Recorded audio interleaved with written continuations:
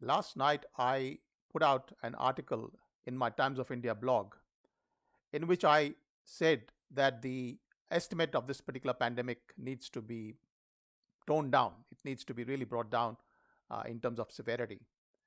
This particular article is a further step to the research that I had provided in my International Criminal Court complaint, in which I had used the data from Statistica and said that we are not seeing a significant difference in the total deaths in Sweden this year compared to the average of the past 5 years. Well, it turns out that that particular analysis was incorrect. Uh, Two readers on Twitter pointed that out to me, that Statistica's analysis doesn't take into account, number one, the lag in the reporting of deaths. So the thing that's on 13th of November is actually not really corrected for the lag in reporting. And secondly, the Statistica analysis did not take into account the last row in the official Swedish data, which was about deaths that for which a day could not be assigned in the table. All that is wonderful stuff, and that's a really good thing that one can share and get ideas on Twitter. But the net result of that was that I updated my chart, which I'm presenting here shortly, which you can see that from 2010 to 2020, we now have the data on Swedish deaths.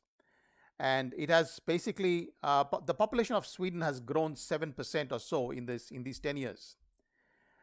We had a significant increase in deaths in 2018, 92,185, as you can see. And then there was a sudden drop-off in 2019. That's a really important thing to note, because that kind of a drop-off only occurs once in a blue moon. And it is directly attributable to the fact that last year was a very mild flu year in Sweden and many parts of Europe. So we effectively found that Sweden had 3,419 fewer deaths in 2019 compared to 2018. Remember, all the time the population of Sweden is growing slightly, around 1% or less every year. Now comes the analysis that I put out in terms of the projection based on the official statistics of Sweden as at 13th of November.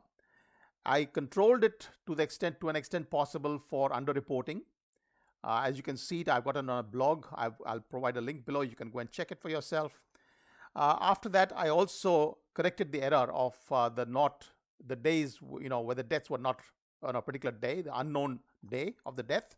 So then I get 94,600 deaths likely in Sweden this year at the end of the year. We'll get to know this final figure only by around February 2021. Now remember, I've taken as a general projection. There are two factors operating in Sweden at the moment. The first is the factor that I've mentioned in my article, that is, those who had died earlier, therefore the number of deaths of those people then decline. There aren't those people available in the population. So there are generally fewer deaths as the year passes, and we saw that in Sweden, in September quite clearly, with about 223 fewer deaths this September compared to 2018, because these people had died earlier in the year. So that's one factor. But the other factor, as we can see, is that the COVID cases have risen again in Sweden, because obviously 100% herd immunity is impossible. And so, as I mentioned earlier, this will be a kind of a seasonal, endemic kind of a common cold problem that will continue for many years. So we are seeing a little bit of an increase in those COVID deaths once again. So the estimate of 94,600 is just an estimate. Remember that. It could be a bit, the final figure could be 94,000. It could be 95,000 or something around that.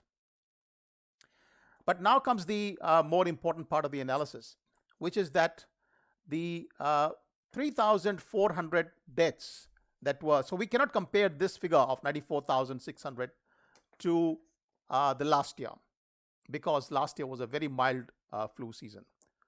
And so we should compare it more with the previous year, which also includes the growing population of Sweden. And we see that there 92,185 is a good comparative figure for that.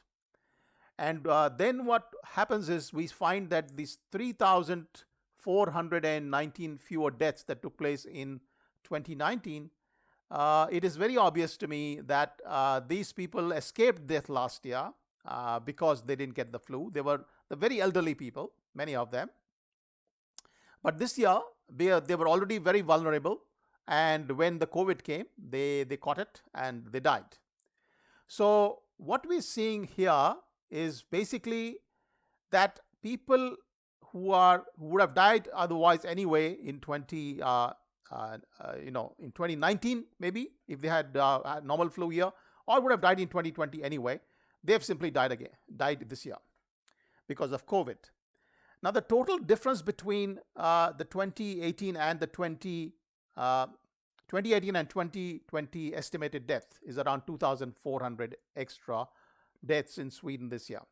As you can see, this 2,400 is less than the 3,400 odd the deaths that would have occurred on their own anyway. So we would have expected that this year, had there been a normal flu year, we would have seen deaths in the range of 94,000 anyway, or even more.